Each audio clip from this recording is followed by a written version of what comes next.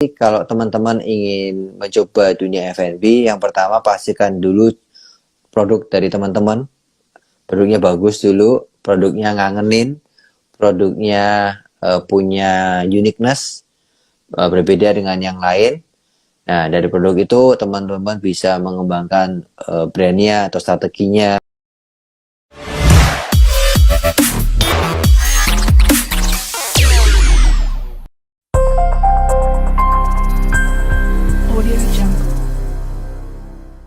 Oke, halo guys. Apa kabar semuanya? Semoga selalu sehat-sehat semua ya. Selalu sehat-sehat, selalu diberkatin ya, dan selalu happy buat teman-teman semuanya ya. Dan hari ini kita akan ngobrol dengan Pak Adrianus Roy ya. Beliau adalah owner dari Soto Kudu Senayan ya. Seperti biasa teman-teman mesti tahu ya, kalau di acara The Ngobis kita selalu ngulik terkait dengan kisah-kisah sukses daripada narasumber, dan terutama supaya kalian juga bisa dapat insight ya terkait dengan mengembangkan usahanya kalian gimana, dapat motivasi terkait dengan mungkin yang kalian lagi down di dalam usahanya, atau mungkin kalian yang lagi stuck di dalam usahanya. Nah, ini kita penting sekali untuk bisa sharing ya. Jadi teman-teman, saya undang yang teman-teman yang selalu ikutin live, yuk kita sharing. Jadi teman-teman boleh tanya ya, boleh juga ngomongin pendapat ya. Supaya apa? Supaya teman-teman ini tidak seorang diri ya. Harapan kami kita ngadakan ikhlas seperti ini bukan hanya untuk kalian pelajarin materinya atau videonya, tapi juga supaya teman-teman juga bisa tidak merasa seorang diri, teman-teman merasa ada satu komunitas, satu tempat yang bisa membuat kalian juga bertumbuh, dan salah satunya adalah melalui ikhlas The Ngobis yang kita buatin ya. Itu oke, sekarang tanpa berlama-lama saya akan undang Pak Adrianus ya. Hai Pak Adrianus, Pak Roy ya. Halo, ya Pak Dedi. Halo Pak Roy, apa kabar? Baik, apa kabar? Sehat-sehat ya Pak Roy ya, sehat-sehat ya. Selalu sehat.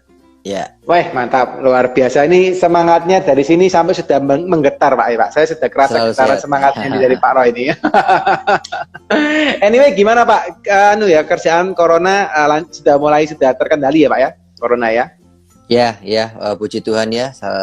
Bulan-bulan ini sudah mulai step by step kita mulai lanjut lagi lah. Moga-moga ya. Perekonomian ya. Yes.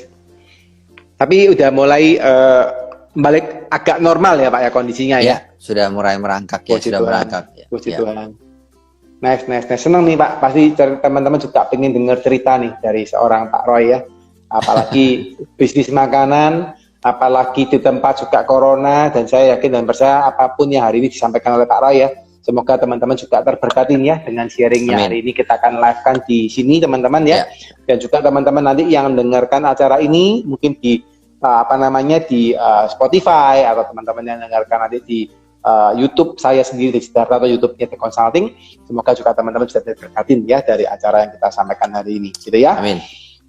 Oke, Pak Roy, hari ini saya pengen menginterview Pak. Jadi tugas saya sebagai moderator ini pasti banyak bertanya Pak, gitu ya. Ojo sing angel Pak, ojo sing angel Pak ya, sing gampang-gampang wae ya. Siap Pak, siap. Ini nggak tanya yang nggak angel-angel kok Pak. Simpel aja. Yeah. Tapi anyway Pak, karena saya kebiasaan bertanya, gitu ya. Kadang-kadang itu bisa jadi saya bertanyanya terlalu dalam, gitu ya. Nah, jadi welcome Pak, misalnya ketika saya menanyakan itu terlalu konfidensial, Bapak nggak perlu jawab, nggak apa-apa gitu ya. Tapi kalau memang Bapak misalnya bisa share buat teman-teman untuk inspirasi, untuk juga insight-nya teman-teman, monggo Pak, gitu ya, saya kembalikan ke Bapak. Senang bisa berbagi. Siap. Thank you so much Pak, matur suwun Pak, matur suwun sangat Pak, gitu ya. Terima kasih sekali gitu ya atas sharingnya hari ini.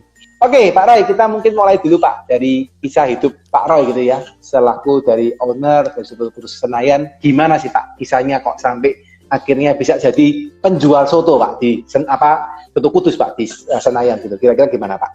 Ya, terima kasih Pak Dedi. Ya, teman-teman The Consulting, terima kasih kesempatannya. Perkenalkan, nama saya Adrianus Roy. Saya asli Jawa Tengah. Kalau Pak Dedi di Surabaya ya, saya aslinya di Jawa Tengah.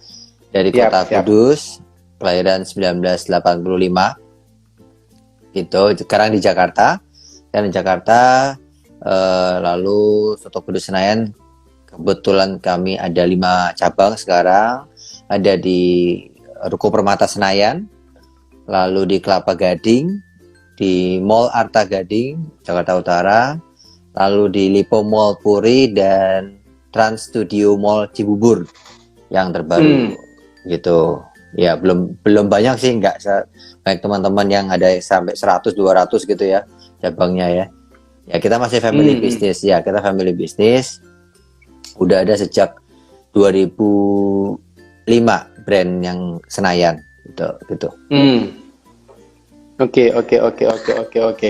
Jadi awalnya Bapak buka Soto Kudus itu apakah langsung Pak dari orang tua ke Bapak atau ada prosesnya Pak?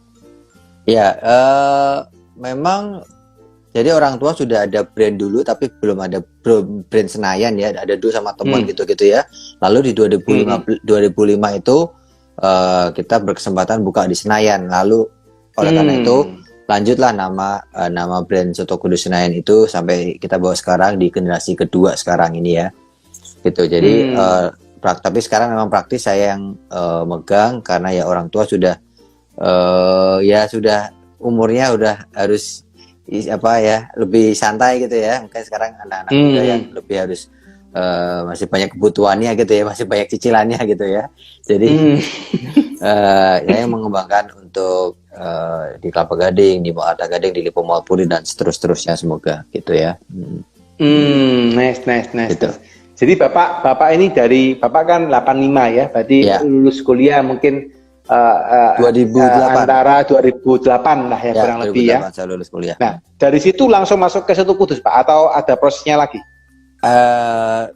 Dulu sebelumnya saya jualan martabak gitu-gitu kecil-kecil ya, waktu lulus kuliah itu. Nah, lalu ketemu teman saya, ada teman saya maunya lokasi di Kelapa Gading. Nah, jadi waktu yang pertama yang Senayan itu sudah ada 2005. Nah, lalu saya 2008 lanjut sampai sekarang untuk buka di Kelapa Gading, dulu di Gading Serpong tapi sempat tutup. Lalu di Mall Arta Gading, lalu 2017 Mall Lipo Mall Puri, baru 2022 kemarin kita buka lagi di Trans Studio Mall Cibubur. Oke.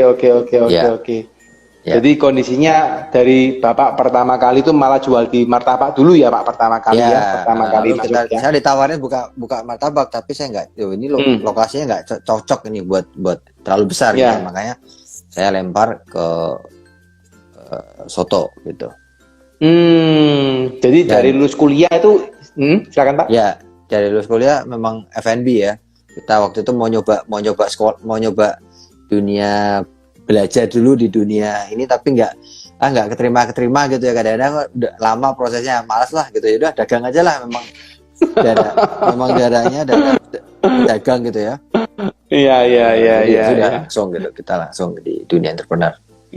Itu namanya sampai alam pun saya nggak ngizinin ya Pak ya, jadi jadi karyawan. Langsung ya Pak, diarahkan jadi pedagang gitu Pak ya, beda swasta gitu ya. Iya, karena pedagang kan, kalau pedagang kita paling nggak bikin satu paling nggak dari satu gerobak itu kita punya satu orang gitu ya, kita sudah bisa menghidupi membantu satu orang tersebut gitu ya. Nah, itu entrepreneur kan kelebihannya kita bisa membantu karyawan kita gitu. Yes. Ya. Pak, ceritain dong Pak, kisahnya Bapak masuk ke perusahaan keluarga pertama kali itu gimana Pak? Ya terus terang ya harus pintar-pintar ya, kita pintar-pintar terhadap bagaimana kita menempatkan diri ya sebagai anak gitu ya. Untuk ini memang brand orang tua, tetapi bagaimana kita bisa mengembangkan tanpa harus mengusik legacy mereka, tanpa harus mendiskreditkan atau mengurangi atau apa gitu, sehingga semuanya tetap bisa berjalan dengan baik gitu ya. Karena kan takutnya ada cekcok lah, ada apa yang membuat jadi usaha itu tidak sehat gitu ya. Kalau usaha itu kita bawa dengan sukacita, pasti auranya berbeda gitu ya. Kalau kita tidak sukacita gitu ya. Nah, jadi itu penting gitu ya. Nah, sehingga ya memang harus memainkan ritme, memainkan strategi juga untuk bisa kita mengembangkan tanpa harus melalui fase-fase cekcok dan lain sebagainya itu. Oke. Tapi di dalam prosesnya itu sempat pasti ada cekcok ya Pak dengan orang tua ya Pak ya, dalam proses Iya, awalnya. tapi nggak banyak. Saya nggak banyak.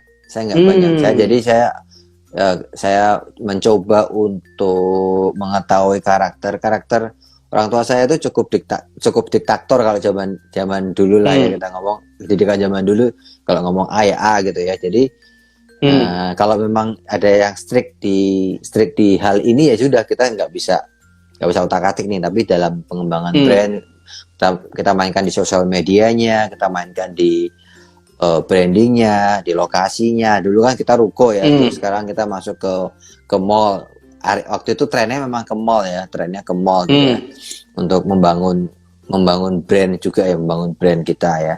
Tapi malah kemarin corona yang mallnya yang suffer gitu ya, yang bertahan malah yang di ruko gitu ya. Ya itulah memang siklus nggak bisa kita antisipasi gitu ya. Mau kayak apapun, sepintar apapun, kayaknya itu nggak ada yang bisa mengantisipasi gitu ya. Itu ya, jadi ya kita menikmati aja prosesnya. Oke. Pak, rata-rata audiensnya kita ini kan rata-rata juga pembisnis muda Pak. Saya yakin dan percaya ini mereka juga mengalami gitu ya, either yang mungkin, terutama yang mereka jalankan bisnis keluarga Pak, karena pengalaman saya menangani bisnis keluarga itu kan bukan hal yang gampang untuk orang tua bisa memberikan estafet kepada anaknya gitu ya. Nah, boleh nggak Pak? Ceritain dong Pak, kalau boleh Pak. Maksudnya kisahnya Bapak ini, kalau seandainya gimana sih caranya seorang Pak Roy gitu ya bisa mengambil hati orang tua gitu ya, yang sudah biasanya kan powernya kan, taringnya kan ini kan kencang banget ya, sampai bisa melepaskan ke Bapak dan mempercayakan gitu ya hingga sekarang. Itu boleh nggak Pak ceritain Pak? Ada kasus apa mungkin yang bisa disampaikan ke teman-teman? Jadi kita harus tahu poin-poin apa yang memang itu menjadi pakem ya, menjadi apa ya, yang istilahnya udahlah nggak bisa, jangan diutak-atik gitu ya. Nah, jadi poin-poin itu yang kita harus perhatikan gitu. Jadi kita harus, sebagai entrepreneur kan, kita harus membaca ya, kita harus membaca situasi, membaca customer, membaca bagaimana lokasi ini cocok apa enggak dengan kita. Nah, ini pun kita juga membaca situasi perusahaan kita, membaca mau dari orang tua kita yang punya legacy gitu ya. Nah, jadi kita membaca poin-poin apa dulu nih, pertama yang memang jangan kita otak-atik. Nah, itu dulu kita secure. Oke, kita dealing dengan baik gitu ya. Itu yang enggak kita otak-atik. Nah, lalu kita bisa memilih poin-poin mana yang memang menjadi concern kita, dan itu yang kita kembangkan gitu. Ya saya pun masih, kalau lokasi gitu kadang-kadang masih ini lokasi ini nih masih meminta pertimbangan lah ya, walaupun kadang-kadang gue sih nggak mantap misalnya, tapi aku bilang aku mantap, aku bilang gitu, kenapa ini kita kasih poin-poin ini, sudah kita go gitu, karena memang dana juga udah pakai dana saya sendiri gitu ya, sehingga perputaran saya sendiri, jadi ya rugi ataupun berhasil ya itu proses dari pembelajaran kita sebagai entrepreneur gitu ya. Mungkin kali ini kita gagal, kita kurang tepat, tapi kita bisa mengambil poin-poin yang kenapa kita gagal di sini, sehingga kita tidak mengulanginya di masa yang akan datang. Oke. Jadi akhirnya Bapak ambil poin-poin yang memang secara prinsipnya orang tua satu mungkin nggak terlalu ikut campur gitu Pak ya, atau nggak terlalu ibaratnya keras di sana gitu ya, Bapak bisa masuk dari situ gitu ya. Oke.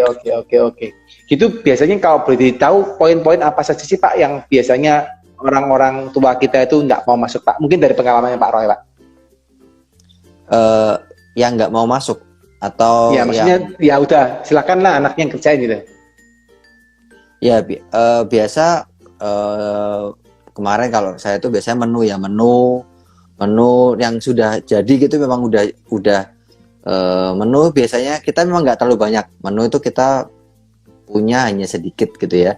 Kenapa kita mau konsentrasi? Karena kita mau konsentrasi dengan semoga dengan konsentrasi itu kita punya cost juga bagus gitu ya, sehingga mungkin jualannya mungkin nggak se-wow yang banyak macamnya gitu, yang 20-30 macam, tetapi costingnya juga tinggi gitu ya. Nah, lalu kita menggunakan sistem yang kita, ya udah kalau KFC misalnya jual ayam aja, ya udah dia fokus jual ayam gitu ya.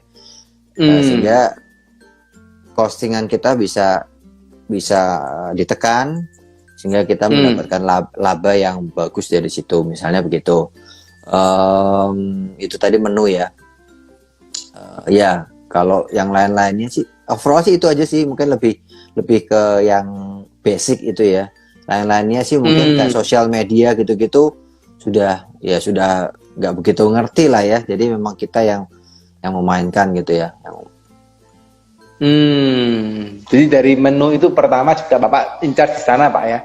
Sampai ke media sosialnya pun mungkin kalau orang tua kita jarang ya Pak ya, sudah main media sosial itu mungkin jarang ya Pak ya.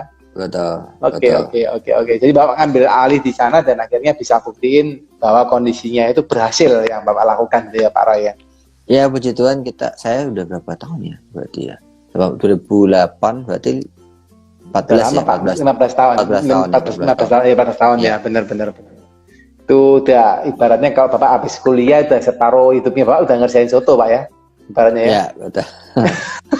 Dari kuliah kan Kak 21 gitu ya, 22 gitu ya. Kurang lebih ya. Oke, menarik. Pak, saya pengen tanya lebih detail. Pak, terima kasih sempat ceritain bahwa varians yang nggak banyak gitu ya. Varians nggak banyak gitu ya. Nah, anyway, ini nggak tahu apakah menjadi satu strategi, tapi kan sebagian dari bisnis kuliner yang saya tahu gitu ya, meskipun nggak semua, mereka kan akan berusaha untuk mendevelop satu produk baru, di mana harapannya si customer nggak bosan gitu ya, si customer bisa mendatangkan traffic baru gitu ya, atau mungkin karena biasanya juga mungkin bisa menggait misalnya pasar anaknya atau gimana, orang tuanya atau gimana. Nah itu gimana Pak dengan kondisi ini? Bapak ngomong, oh saya variannya nggak banyak. Nah ini kenapa strateginya tipe seperti itu Pak? Alasannya Pak? Ya, sebelum COVID memang kita strateginya begitu ya, sudah beberapa belas tahun strateginya seperti itu, dan terbukti masih cukup bagus. Kita bisa paling nggak dapat revenue itu 40% sampai 45% misalnya gitu ya. Ya. Tetapi ini mungkin setelah pandemi ini nih juga ya kita review ya, kita terus review terus. Setelah pandemi ini belum kembali seperti yang kita inginkan gitu ya, seperti yang dulu gitu ya. Nah, ini kita juga lagi mikir strateginya seperti apa, apakah perlu memperkuat menu gitu ya, untuk bisa seperti tadi Pak Dedi bilang menjadi cross selling, misalnya kita mau cari ayahnya atau cari anaknya gitu ya. Nah itu yang juga kita sedang pikirkan, karena kondisi sekarang ini yang belum kembali seperti sebelum COVID ya. Kalau sebelum COVID overall kita menggunakan strategi itu dan berhasil, cukup bagus. Nah ini setelah pandemi ini kita akan review, kita akan coba strategi-strategi yang lain untuk bisa kembali, karena ini kan juga setelah pandemi ini dunia F&B itu menurut saya cukup terdistrupsi ya. Jadi mungkin zaman dulu itu harus punya modal, paling enggak bikin ruko gitu ya, harus punya 100 juta, 200 juta untuk bisa jualan dagang di ruko atau di mall. Di mall butuh 1-2 M misalnya. Nah sekarang itu mau bikin ayam goreng dari rumah sudah bisa jual lewat Tokopedia misalnya. Bisa jual lewat GoFood misalnya gitu ya, dari rumah saja gitu. Sehingga market kan ya segitu-segitu aja ya, aja. Tetapi dengan adanya platform-platform yang berbeda, membuat kuenya ini semakin tipis ini untuk dibagi-bagi gitu, kompetisinya gitu ya, makin banyak gitu. Jadi ya memang sekarang eranya seperti itu, jadi kita nggak bisa pungkiri. Nah ini kita harus mencoba untuk strategi-strategi yang lain untuk bisa menyesuaikan. Oke. Menarik Pak. Jadi kondisinya pun nih kalau teman-teman belajarin ya dari ceritanya dari Pak Roy ya, bahwa kondisinya pun sebelum corona strategi yang lama masih kepakai gitu ya. Ya, Tapi setelah corona ternyata berubah guys. Dan ini yang teman-teman perlu perhatikan, bahwa bisnis itu nggak ada yang tetap, tidak selalu akan dinamis. Dan ini Pak Roy pun ya sudah punya cabang banyak juga. Beliau juga akhirnya mencoba untuk mengganti gitu ya strategi yang akan cocok. Ini memang kan pasti terjadi ya Pak Roy ya di bisnis kita Pak Roy. Ya, betul. Yes. Menarik. Pak, boleh diceritain enggak Pak? Dulu waktu corona itu gimana Pak? Ceritanya di Soto Kudus Pak. Boleh nggak Pak? Terus mungkin langkah-langkahnya apa Pak yang sempat dilakukan supaya juga bisa jadi satu inspirasi ya buat teman-teman, terutama ngadepin COVID itu kan nggak gampang ya Pak ya kondisinya ya. Ya, COVID puji Tuhan kami masih bisa survive ya. Kemarin intinya cuma bagaimana kita bisa mempertahankan apa yang ada sampai pada akhirnya mungkin nanti COVID sudah mereda dan kita bisa profit lagi gitu ya, comeback lagi gitu ya. Ya, memang nggak gampang untuk masa-masa kemarin itu ya. Kita dagang di mall tapi nggak boleh dine in gitu. Wah, rasanya itu yang apalagi soto ya Pak ya. Ya, tengah mati itu ya kuah soalnya. Orang nggak mungkin nggak mau orang maunya memang dine in gitu, maunya memang dine in gitu. Jadi rasanya itu di mall itu yang lalu lalang cuma 1, cuma 2 itu rasanya, waduh kok gini banget gitu ya kayaknya gitu ya. Orang harus take away gitu kan, harus take away gitu. Jadi nggak pernah terpikirkan bahwa hal ini akan terjadi gitu ya. Kalau kita belajar kan pasti kan ya bikin multi stream of income gitu ya. Kan kita punya 5 cabang, masa 5 cabang mungkin yang sana sepi nanti karena macet misalnya nih. Mungkin yang lain kan yang lain mungkin masih ada gitu ya. Kemana waktu itu gitu kita ada di Kelapa Gading ada pembuatan LRT gitu ya, tiba-tiba ngedrop pindah ke yang ke mall yang rame gitu ya. Nah, tapi ini enggak, ini semuanya sepi. Tiba-tiba sepi gitu ya. Dan benar, kita juga nggak ngerti nih menanggapinya seperti apa. Waktu itu semuanya membuat frozen food misalnya ya, dan membuat apa inovasi gitu ya. Makan di mobil gitu, sampai kita buat makan di mobil pakai meja gitu ya. Ya apapun kita lakuin ya. Dan mungkin sistem yang paling buat saya membuat kita bisa sedikit bisa survive itu saya menggunakan sistem terpaksa menerapkan sistem presentase ke karyawan. Jadi saya sampaikan bahwa kita tuh tidak ingin memutus kita nggak mau ngelakuin PHK gitu ya. Tapi kondisi tidak memungkinkan untuk kita bisa tetap membayar full teman-teman gitu ya. Dari mana gitu loh. Kemarin katanya 3 bulan. Tapi ternyata sampai sekarang 2,5 tahun masih belum dilepas juga gitu ya PPKM-nya gitu. Gitu. Jadi ya sudah, kita menggunakan sistem presentase. Kita menggunakan sistem target yang kita capai. Misalnya kita capai target 100% ya gajinya 100%. Kalau pas lagi turun, malah tiba-tiba PPKM 3 kali, PPKM ketat ya 3 kali, ya kita ngikutin sesuai omsetnya gitu. Kita real. Kalau memang bagus ya bagus. Kalau capai target ya capai target. Kalau 110% atau 20% ya kita berikan bonus 10%. Kita boleh bonus juga 20% ke dari gaji gitu. Jadi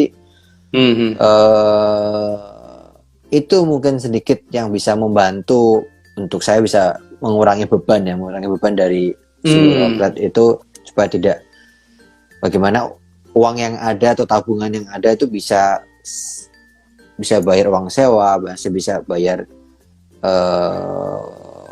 kekurangan atau kalau ada yang nombok gitu ya, untuk bisa tetap mempertahankan bisnis ini tetap survive gitu dari pandemi.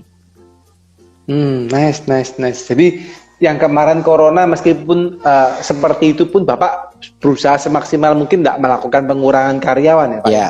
Ya, saya Nice, ya. luar biasa Pak, luar biasa. Ya. Itu saya bisa merasakan perjuangannya seorang owner yang berusaha di F&B pada saat itu Pak. Aduh, itu saya acungin jempol semua Pak, itu luar biasa. Karena mall itu mati udah ya, Iya. kadang nggak ada orang dan kawan-kawan. Wow, wow, wow, keren, keren. Jadi sampai sekarang ini udah mulai normal, timnya tetap nggak ada. Ini Pak ya malah nambah mungkin sekarang ya, sudah mulai balik normal gitu ya. Ya, kita masih lihat kondisi ya, pokoknya kalau rame ya kita siap tambah lagi gitu. Siap, siap, Ya. siap, siap. Pak, boleh nggak Pak di-share ke teman-teman Pak? Apa sih Pak suka dukanya menjadi seorang pengusaha F&B Pak? Suka duka ya.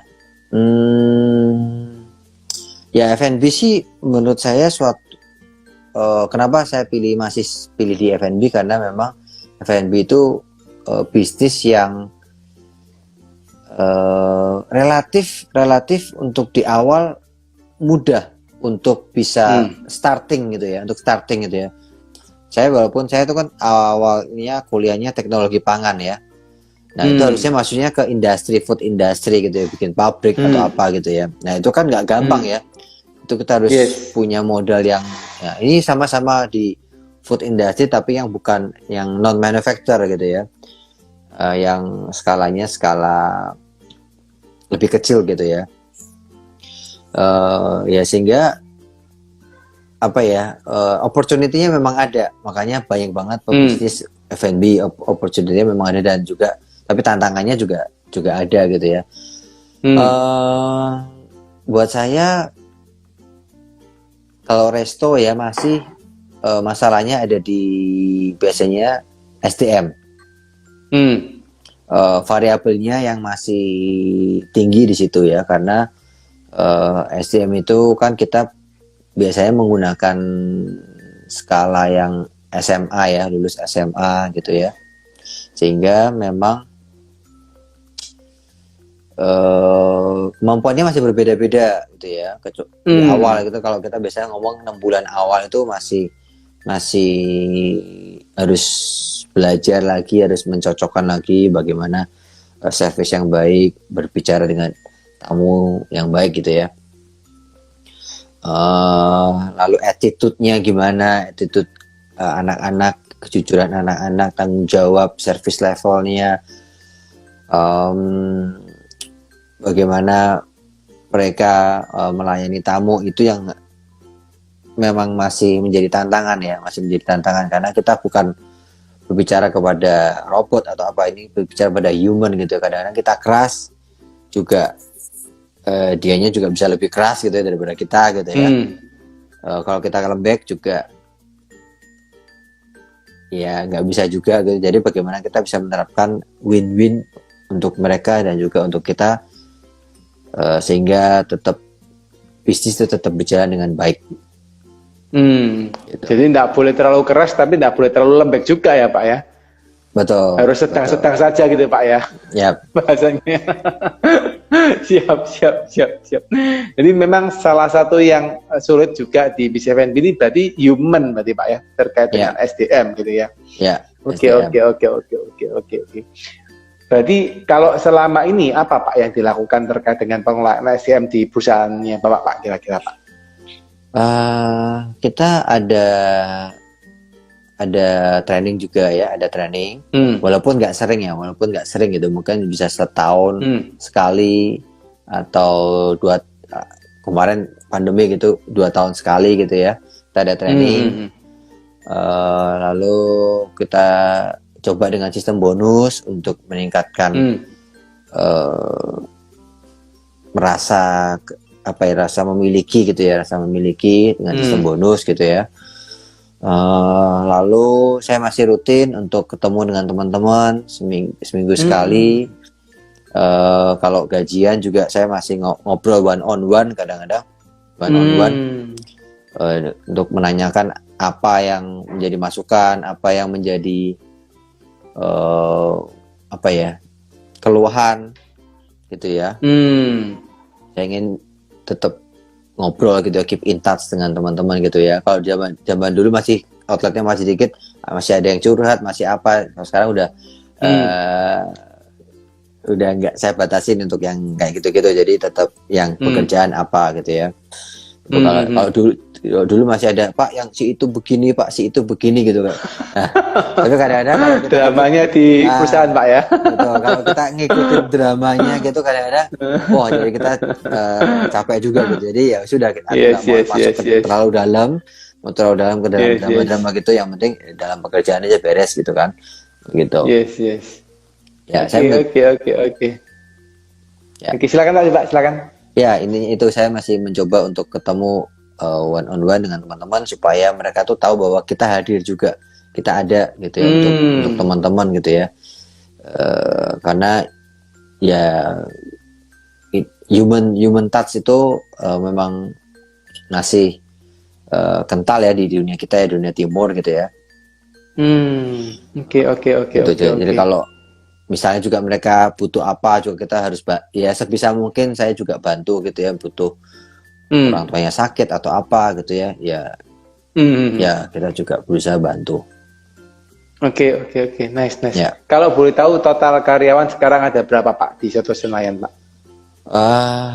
Kalau kemarin kan gara-gara pandemi itu kan kita nggak PHK ya, tapi memang beberapa ada yang mengundurkan diri sendiri karena kadang-kadang takut orang tuanya yang minta mundur gitu ya, karena kondisi waktu itu kan serba nggak menentu ya, mencekam gitu ya waktu-waktu itu ya. Sekarang berapa ya? Bentar aku harus hitung lagi. Sekitar 40-an mungkin sekarang total. Nice. Dan 40 itu Bapak masih bisa one on one ya Pak ya, untuk ketemu dengan mereka ya? Masih. Yeah. Keren. Gitu kalau boleh tahu Pak, karena kan nggak semua juga teman-teman ini willing to do ya Pak ya. Maksudnya kadang mereka kalau sudah punya tim ya udahlah, tim dianggap sebagai ya udah tim gitu aja gitu ya. Mereka nggak urusin terlalu. Apa sih Pak impactnya Pak Bapak melakukan one on one seperti tadi Pak? Ya saya ingin mencoba mengenal teman-teman gitu ya, yang membantu perusahaan kita gitu ya. Saya selalu sampaikan bahwa kita butuh mereka ya, gitu ya, kita butuh mereka, dan harapannya juga mereka juga butuh kita gitu sebagai business owner gitu, yang sudah ya melakukan investasi dan lain sebagainya. Tapi memang ya kita saling membutuhkan gitu loh, nggak bisa saya bekerja sendiri tanpa mereka, dan mereka pun kalau tanpa kita juga nggak bisa gitu loh. Jadi memang kita menekankan bahwa ya kita simbiosis mutualisme gitu. Benar. Jadi harus saling menghargai, harus saling terkoneksi gitu ya. Jadi harapannya dengan begitu dia tahulah bahwa kita itu menghargai atau mengwongke gitu ya, kalau bahasa mereka gitu ya. Oke. Berarti Bapak melakukan hal itu akhirnya bisa lebih dekat ya dengan timnya Bapak, lebih engage ya dengan timnya Bapak. Iya, more or less ya. Tapi ya kalau mereka kadang-kadang mereka mau nikah, mau keluar ya keluar aja sih, tetap sih nggak bisa ditahan juga sebenarnya. Tapi saya sampaikan nggak apa-apa, kamu mau keluar aja, tapi satu bulan sebelumnya info aja gitu, jadi kita bisa prepare gitu kan. Karena kan kondisi sekarang ini kan kita juga nggak terlalu lebih banyak gitu ya, timnya tuh memang kita compact gitu ya, gitu untuk meminimalisir cost terlalu banyak. Jadi ya nggak apa-apa, sampaikan aja kalau memang mau keluar atau apa gitu. Oke. Pak, ada nggak Pak, maksudnya dalam kejadian Bapak memberikan tadi one on one, bahasa saya itu mungkin coaching gitu ya, atau mungkin ngobrol one on one gitu Pak ya, terkait dengan mungkin problemnya mereka atau apapun yang dilakukan Bapak sebagai owner gitu ya. Dan itu luar biasa Pak menurut saya Pak, karena tidak semua owner mau melakukan gitu ya. Nah apa Pak, mungkin ada kejadian impact positifnya atau malah ada impact negatifnya Pak? Bukan impact negatifnya, maksudnya ketika Bapak lakukan apa sih, mungkin ada kejadian hal yang positif yang terjadi setelah itu, atau malah ada kejadian yang kurang baik ketika Bapak setelah melakukan itu Pak? Ada nggak Pak kasus seperti itu? Ya kalau positifnya mungkin ya dengan begitu kita bisa, ya saya kan selalu tanya tim kamu gimana. Misalnya kalau ngomong ya sama SPV ya, tim kamu seperti apa sekarang? Kamu butuh apa? Tim kamu sudah cukup belum gitu ya? Siapa yang baik, siapa yang kurang baik gitu ya? Dari situ kan, oh ya mengkonfirmasi kan kita juga kadang-kadang punya pandangan ya sekilas tuh, oh tim si ini bagus ini gitu ya. Kadang-kadang kita mengkonfirmasi, oh ya Pak si ini kurang, sini bagus, ini dipertahankan, yang ini nggak perlu dipertahankan misalnya seperti itu, sehingga ya itu bisa memberi gambaran kita sebagai owner gitu ya untuk mengetahui peta tim kita seperti apa, sehingga ya kalau memang perlu ada yang direview kita review, kalau kita perlu kasih teguran ya kita kasih teguran. Nah dari situ kita bisa ya menggali lebih dalam tim kita seperti apa gitu. Kalau negatifnya so far sih nggak ada ya, kalau itu nggak terlalu ini sih. Ya. Malah banyaknya yang positif ya Pak ketika melakukan hal tersebut ya Pak ya. Dan itu impactful harusnya ke tim ya Pak dengan kondisi seperti tadi ya. Iya, hopefully itu yang yang terbaik yang bisa saya lakukan sih. Ya. Oke. Ini berarti timnya Pak Roy ini banyak full dari Jakarta dan sekitarnya Pak ya? Atau ada yang ngambil dari Kudus langsung malah Pak? Enggak sih, malah banyak Jawa Timur banyak loh, Bojonegoro gitu banyak Pak. Oh, dari Bojonegoro ya Pak ya? Iya. Oh, jadi mereka kerja di Jakarta seperti itu? Iya, kadang-kadang dulu ada teman gitu ya, ada satu yang dari situ lalu dia bisa ngajakin keluarganya gitu ya, atau siapanya. Akhirnya berlanjut lah dari teman ke teman gitu ya, berlanjut. Itu banyak tuh teman-teman dari daerah. Itu perbatasan ya, timur sama tengah ya. Tengah, benar. Jawa Tengah. Yes. Jadi dari mouth to mouth ya Pak ya, mulut ke mulut akhirnya mereka join ke tempatnya Pak dari teman-temannya yang karyawan sudah ada gitu ya. Ya. Oke. Rata-rata usia karyawan berapa Pak kalau di timnya Soto Kudus Pak?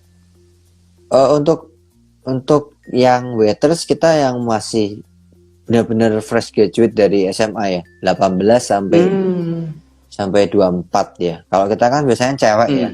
Setelah itu cewek itu 24 kan udah nikah ya biasanya. Udah nikah, udah ngurus keluarga gitu ya. Kalau yang cowok-cowok SPV gitu-gitu udah lumayan tuh, udah bisa 30 sampai 35 ya umurnya ya. Tapi yang cewek-cewek memang relatif lebih muda. Oke. Jadi dari yang SPV ada yang usia 35, 30, 35-an ke atas, tapi yang di waitress itu malah baru usia 20-an ke bawah, 20-an Pak kurang lebih. Ya, itu kan kalau boleh masa-masa apa ya bilang, remaja ya, masih remaja ya. Gitu ya. Kadang-kadang masih ada mood-moodnya juga gitu. Yes. Pak, boleh di-sharing nggak Pak? Kalau sekarang kan saya rasa Bapak ini kan ibaratnya mengetahui dari lintas generasi Pak ya, kalau kita petakan ya. Secara kalau misalnya dari pakar-pakar itu kan menyebutnya ada generasi baby boomers, ada generasi X gitu ya, ada generasi Y gitu ya. Dimana generasi Y ini mungkin generasinya Bapak dan generasi saya gitu ya. Atau turun lagi generasi Z gitu Pak gitu ya. Nah, itu gimana Pak? Kalau Bapak metakan mungkin dengan timnya Bapak tadi kan ada yang juga usia 30-an ke atas gitu ya. Itu kan mungkin which is masuk ke generasi X. Tapi ada juga yang masuk usia ke 20-an ke bawah gitu ya. 20-an gitu ya, 20, 30, 20, 25 dimana masuk generasi Y. Apa sih Pak bedanya Pak? Kalau boleh di-sharingin Pak. Aku coba ya. Monggo Pak. Ya, mungkin kalau yang saya beberapa kan ya memang kalau dari yang Jawa Timur gitu-gitu ya, teman-teman dari Jawa Timur kan mungkin sedikit bisa lebih lama bertahan karena memang faktor luar kota ya. Faktor mereka teman-teman merantau ke Jakarta ya, sehingga mereka perlu sesuatu yang long term gitu ya, bisa lebih long term gitu ya. Tapi kalau memang yang teman-teman yang dari Jakarta, yang kita dapat dari Jakarta gitu, memang lebih cepat untuk berpindah gitu ya, lebih mau sesuatu yang baru, gitu ya, mau sesuatu yang baru untuk menambahkan mereka pengalaman gitu ya, sehingga buat kami cukup sulit ya. Jadi saya sih sekarang minimal 6 bulan. Kita lock 6 bulan, kita bikin perjanjian untuk 6 bulan. Karena jangan sampai kan 1 bulan, 2 bulan kita cari lagi gitu. Jadi buang tenaga ya, buang energi ya. Gitu. Ya mungkin itu sih Pak. Itu berarti perjanjian bentuk apa Pak Roy? Maksudnya apakah lisan ataukah dalam bentuk tertulis atau mungkin melakukan tahan ijazah gitu mungkin Pak, atau Ya, gimana Pak Roy? dulu kita pernah pakai tahan ijazah gitu ya, tapi menurut saya cukup beresiko ya buat kita. Cukup beresiko. Jadi kita sekarang pakai sistemnya simpan gaji. Simpan gaji. Jadi nanti setelah 6 bulan kita akan kembalikan gajinya. Simpan gaji itu kita maksudnya ada. simpan gaji. Kita simpan 1 juta aja. 1 juta. Jadi bulan pertama, bulan kedua kita simpan 500 gitu. Sebagai bentuk komitmen yang saling mengikat satu dengan yang lain. Kalau lewat tadi 6 bulan kita akan kembalikan gitu loh. Yes. Gitu. Supaya ini juga salah satu solusi ya Pak ya. Ya ini kan cuma trik aja ya. Kalau ijazah kan kadang-kadang mereka itu merasa kok ini kan valuable gitu ya, lebih valuable gitu ya. Jadi takutnya nanti hilang nggak Pak, ini apa nggak Pak ya. Buat ya saya pikir juga kayaknya nggak fair gitu ya, Jadi ya sudah, makanya saya sampaikan Pak, mau nggak kalau begini caranya. Jadi ini juga gaji yang memang dari saya, tetapi kan itu kita simpankan aja supaya lebih ya ada ininya lah, nggak cuma nanti tiba-tiba ngambek gitu, tiba-tiba keluar gitu aja, supaya ada tanggung jawab. Tapi itu ngefek banget ya Pak untuk orang-orang yang maksudnya sering tiba-tiba masuk terus keluar gitu Pak. Iya, better ya. Tapi kalau memang mereka terpaksa banget memang mau sekolah lagi atau mau kuliah lagi gitu ya mau nggak mau tetap mereka akan nge-break. Dan itu mereka akan relakan Pak, nilai 1 juta itu mereka akan relakan juga ya. Iya, harus pilihan mereka. Saya makanya bilang itu pilihan kamu itu. Karena saya nggak bisa membuat pengecualian buat untuk 1 orang, nantinya juga untuk yang lainnya juga nggak bisa. Yes. Ya. Ini juga mungkin salah satu trik ya buat teman-teman ya, karena memang kalau sering saya juga sharing ke narsum atau pengusaha sekarang ini, memang ibaratnya kita tambah tahun ini kan memang semangat untuk bekerjanya tim yang baru ini belum tentu seperti dulu gitu ya, karena tawaran banyak gitu ya. Terus juga dari masing-masing ya, dan itu memang seperti yang terjadi kalau teman-teman tidak tahu caranya untuk kita bukan mau niat untuk yang jelek ya, tapi mungkin seperti Pak Roy tadi disampaikan kan supaya sebagai komitmen ya, dan itu mungkin akhirnya bisa lebih mengajarkan tim kita untuk berkomitmen gitu ya, lebih ke sana lah. Pak, sharing dong Pak, ini kan kalau boleh saya katakan makanan Bapak ini kan sebuah F&B yang menurut saya sudah sangat-sangat legend gitu Pak ya, dimana kan soto ya, soto ini kan udah makanan dari zaman mungkin kakek atau buyut kita gitu Pak ya, dan sekarang ini kan sudah masuk ke generasi-generasi yang baru gitu ya Pak. Gimana sih Pak, mungkin trik-trik yang dilakukan supaya tetap membuat soto yang Bapak jual ini tetap menjadi makanan yang happening Pak, mungkin kalau yang dilakukan oleh Soto Kudus Senayan Pak? Ya, memang honestly memang ini sebuah tantangan ya buat kita ya, yang bagaimana soto itu yang awalnya memang dari pinggir jalan gitu ya, kita paksa untuk ada di tengah ibu kota gitu ya, di Senayan, di mall, di mall gitu ya, mall Puri gitu. Itu salah satu mall anak muda Jakarta Barat gitu ya, lagi happening gitu ya. Kita paksa untuk itu. Memang nggak mudah sih Pak, memang nggak mudah. Bagaimana ini kok mahal sih gitu kan, kadang-kadang kan. Itu kan cuman soto kadang-kadang cuma 5.000 gitu ya. Kadang-kadang orang kan ngomongnya begitu. Iya, iya, iya. Soto di situ. Bandinginnya jauh gitu. Iya. Ya, benar apple to apple sih soto ke soto sih, cuma Iya, tempatnya berbeda, karyawannya iya. berbeda, AC-nya berbeda gitu ya. Yes. Brandnya berbeda gitu ya. Nah, ya Ya. ya itu tantangan yang buat kita gitu ya, untuk bagaimana mengedukasi bahwa dan juga menghargai makanan makanan kita, makanan Indonesia. Kadang-kadang mereka willing kalau makanan Korea gitu ya untuk 70-100 ribu gitu kan willing gitu ya. Tapi kalau ini kita 30 ribu gitu aja ya sudah ngoceh gitu kadang-kadang. Padahal di mall yang sama harga sewanya juga sama. Tapi orang nggak ngerti ingredient itu lah.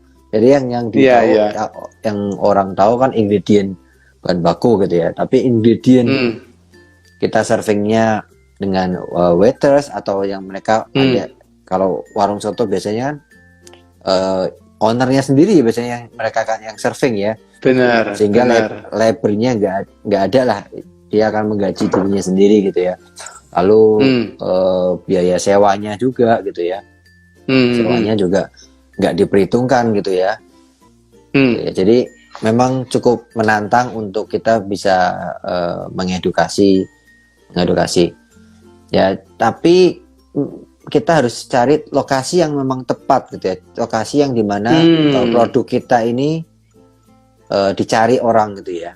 Memang beberapa tempat, misalnya saya ada beberapa kali gagal itu di Gading Serpong gitu ya. Itu nggak dicari orang. Kenapa? Karena di situ masyarakatnya itu yang rame itu kue tiaw misalnya. Ya, kue tiaw itu berarti orangnya dari Kalimantan gitu ya. Orang Kalimantan sukanya kue tiaw, bakmi gitu ya. Yang tempat kita, yang mereka kan nggak nyari gitu ya. Mungkin ada segmen yang mencari gitu ya, tapi nggak sebanyak kalau di lokasi yang memang kita tepat lokasinya gitu. Ya, jadi memang pemilihan lokasi itu menjadi faktor yang penting untuk kita bisa menggrab segmen yang tepat, market yang tepat, sehingga makanan kita diterima di lokasi tersebut gitu, di brand tersebut. Oke. Jadi faktor lokasi ini penting ya Pak. Kalau kita ngomong soal food ya Pak ya. Nice. Pak, boleh sharing nggak Pak? Gimana sih Pak untuk menentukan lokasi yang menurut Bapak sebagai owner ini cocok gitu ya? Apakah lihat dari trafficnya atau lihat dari culture orangnya atau apa Pak yang dipertimbangkan Pak? Ya, kalau yang saya lihat pertama tadi ya culture atau saya kan memang kita makanannya cukup segmented ya. Makanan sotonya dari Kota Kudus gitu ya. Masih belum nasional gitu. Beda sama nasi Padang misalnya ya. Nasi Padang memang dari Padang tapi sudah overall sudah teredukasi dengan baik oleh beberapa brand gitu ya, sehingga cukup merata. Aku nggak tahu di Surabaya, kalau di Jakarta cukup merata di setiap daerah, misalnya di utara, selatan gitu tuh cukup merata lah kalau saya bilang gitu, nasi Padang misalnya. Atau kalau Surabaya mungkin ya, dulu pernah ada di Kelapa Gading itu rawon setan. Rawon setan ya Pak, siap. Rawon setan ya, rawon setan ada. Nah,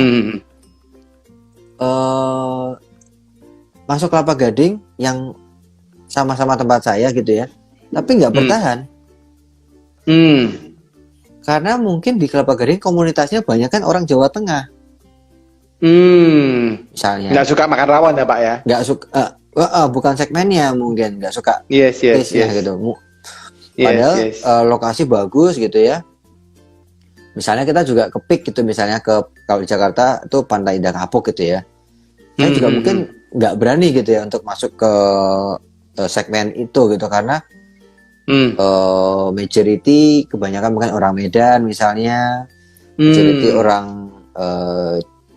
orang Chinese Kalimantan gitu ya. Jadi nggak nyari gitu loh. Nah, makanya kita punya beberapa brand itu di Jakarta Barat. Nah, Jakarta Barat itu memang banyak dari Jawa Tengah, Chinese Semarang, ya gitu-gitu banyak. Nah itu jadi orang nyari lah gitu Pak. Itu pertama itu sih dari segmen, lalu ya lokasi ya traffic ya, tentu kalau lebih gampang dicari orang, gampang ketemu, gampang kelihatan orang, sangat membantu ya daripada nggak kelihatan orang gitu ya. Oke. Pengaruh Ya. di mall sama di ruko juga pengaruh ya Pak ya, terkait dengan lokasi ya Pak ya. Ya, itu ya berbeda lagi sih, segmennya berbeda lagi. Kalau mall, kalau di ruko mungkin kebanyakan marketnya orang kantor gitu ya, biasanya kantoran ruko biasanya kan komplek perkantoran gitu ya, kantoran. Yes, Kalau yes. di mall biasanya lebih ke family ya, lebih ke family, biasanya bawa ibu bawa anaknya gitu ya. Kalau kantor biasanya lebih orang-orang kayak pekerja gitu ya. Oke.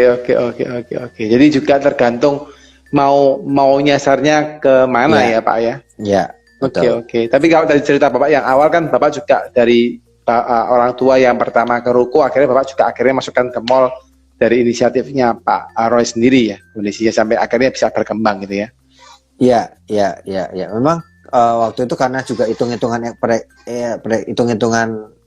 ada mall yang bisa memberikan sewa lebih murah gitu ya, walaupun lama-lama naik juga sih, lama-lama mahal juga sekarang. Awalnya murah. Selalu ya Pak, selalu gitu Pak ya. Ya, lama-lama mallnya berkembang naik juga ya, sama-sama juga. Iya. Gimana kalau di mall kita bisa nyicil, enaknya gitu.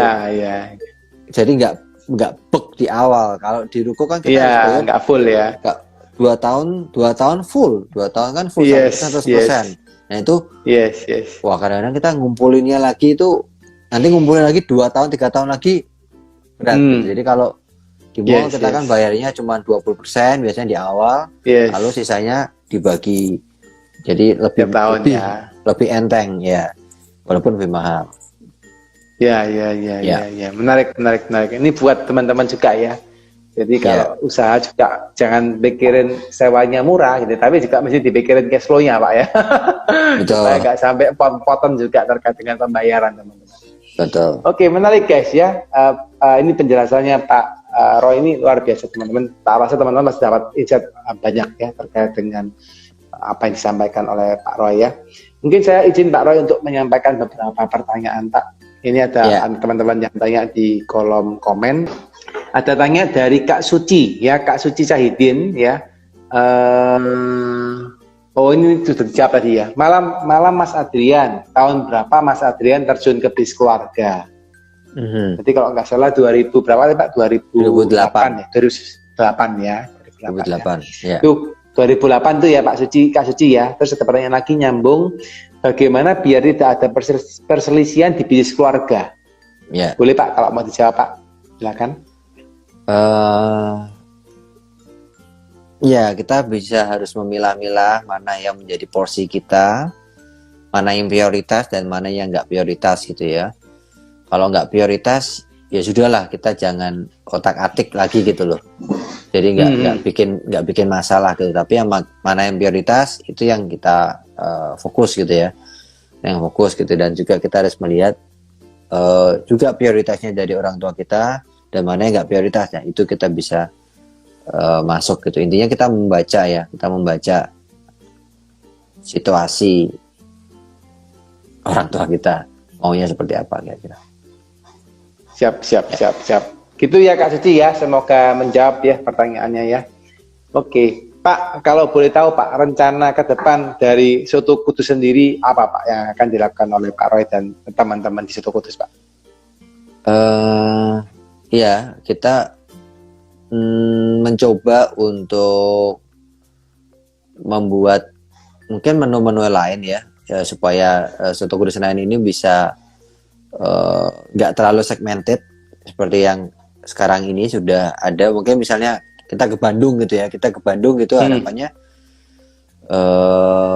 bisa diterima juga mungkin dengan menu-menu yang lain gitu ya.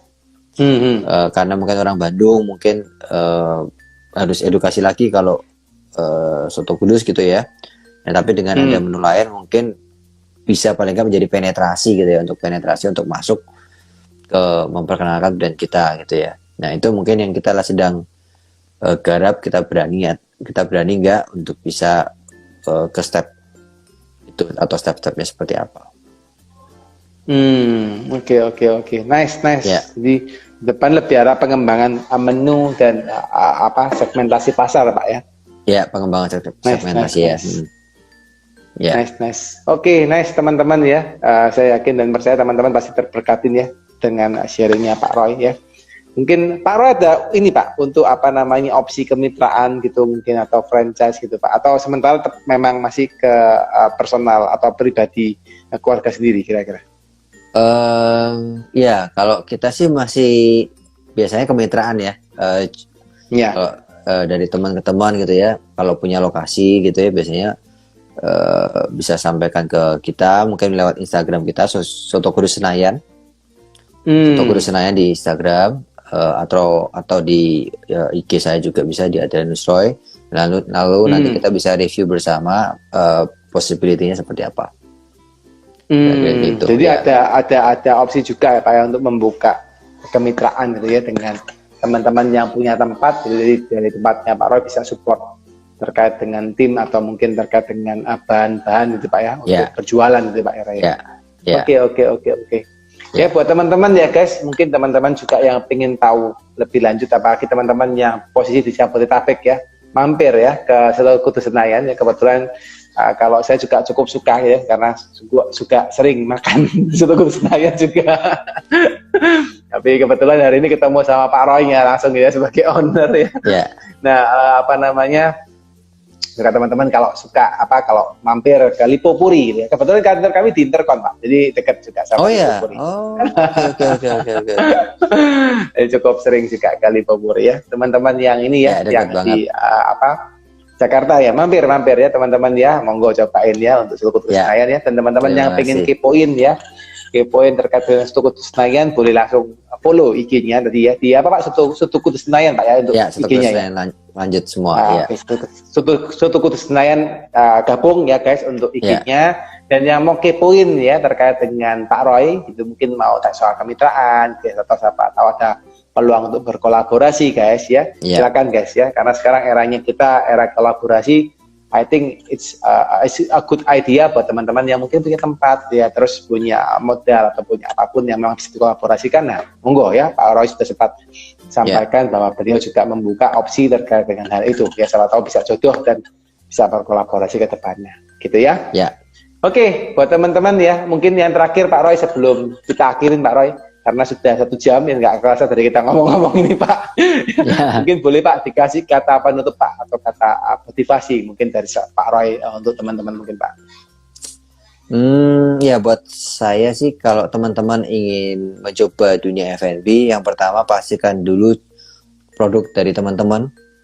Produknya bagus dulu, produknya ngangenin, produknya punya uniqueness, berbeda dengan yang lain. Nah, dari produk itu teman-teman bisa mengembangkan brandnya atau strateginya. Teman-teman mau bermain di segmen apa, segmen offline seperti saya, atau segmen mau online atau kemitraan atau sistem dapur kitchen sekarang central kitchen, cloud kitchen, mensuplai cloud kitchen. Jadi sekarang memang sangat banyak opsinya gitu ya. Ya teman-teman bisa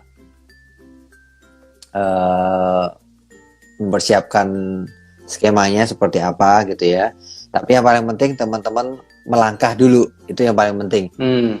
Teman-teman melangkah dulu, karena kalau dipikirin, dipelajarin seperti apapun nggak akan pernah siap kayaknya, nggak akan pernah cukup knowledge-nya. Yes, agree. Gitu ya. Jadi yang penting sudah secukupnya kita persiapkan, lalu kita melangkah dulu.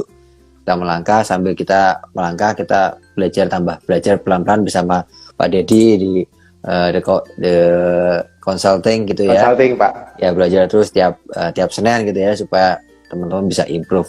Yang penting juga ini ya, kita harus improve knowledge kita ya. Yes. Ya. Nice. Thank you so much Pak untuk sharingnya hari ini Pak. Saya yakin dan percaya teman-teman pasti diberkatin ya. Dan buat Pak Roy, thank you so much Pak untuk sharing hari ini Pak. Luar biasa. Terima kasih kesempatannya ya. Saya bisa sharing. Terima kasih Pak. Sama-sama Pak. Semoga yes Pak, pasti juga teman-teman juga diberkatin ya. Oke Pak Roy, thank you so much Pak. Sukses terus bisnisnya. Tambah maju Pak untuk untuk kudusnya dan sehat-sehat terus Pak Roy ya. Thank you Pak. Juga Pak. Terima kasih. Thank you Pak. Bye. Teman-teman semuanya.